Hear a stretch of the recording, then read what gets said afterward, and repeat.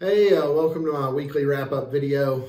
This is the end of week number 6, which is one of the 2 big deadline weeks of the legislative session.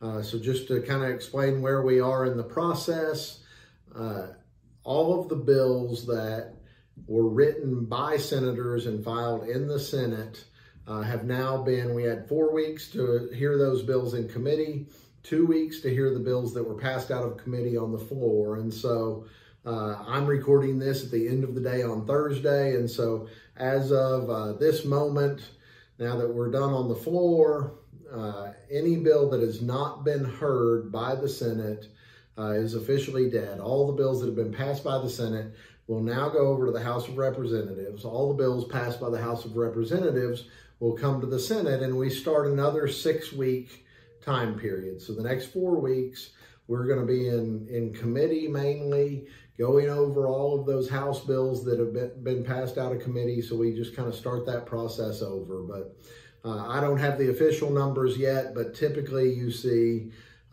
probably 75% of the bills that were filed are now dead. And so you have only, hopefully, the best ideas that are still alive.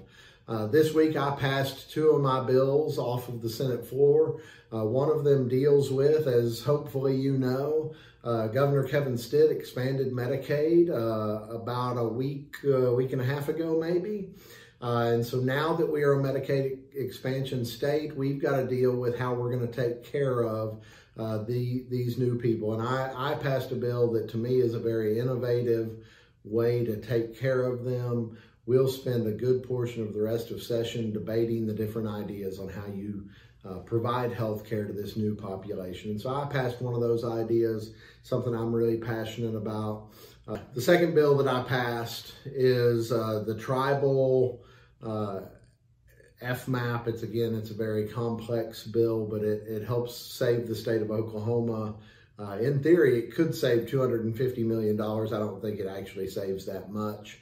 But I would expect it saves between $50 and $100 million for the state by encouraging the state and the tribes to work together in providing health care to Medicaid recipients. So got both of those things out of the Senate. They will now go over to the House, where hopefully my House author will take really good care of those bills and get them across the finish line and get them to the governor's desk. So next week, spring break for the kids, but we'll be back here at least for most of the week.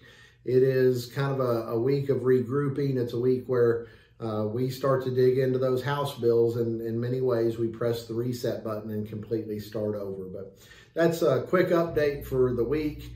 Last but definitely not least, I want to address the coronavirus.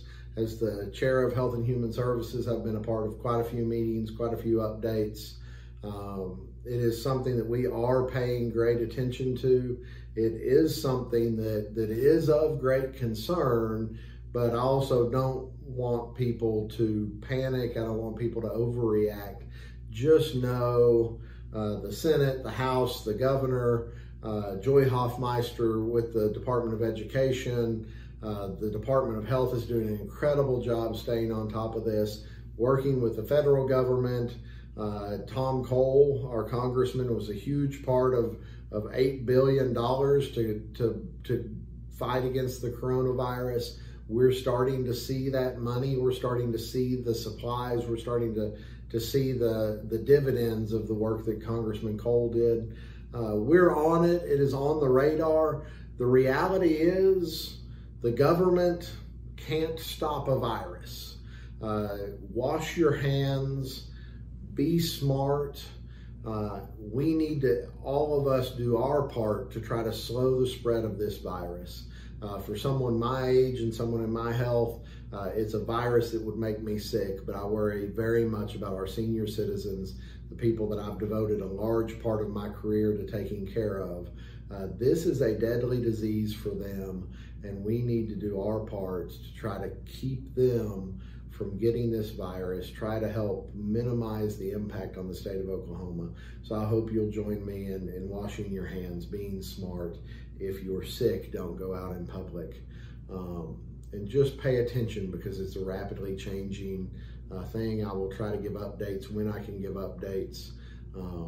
but it is something that we are very much taking seriously and something we're working very hard on. So with that, I'm going to go, if I hurry, I can still have dinner with my kids tonight. So I'm going to go do that. God bless you. Thank you again for letting me be your senator. I hope you have a great weekend. Hope you have a great spring break.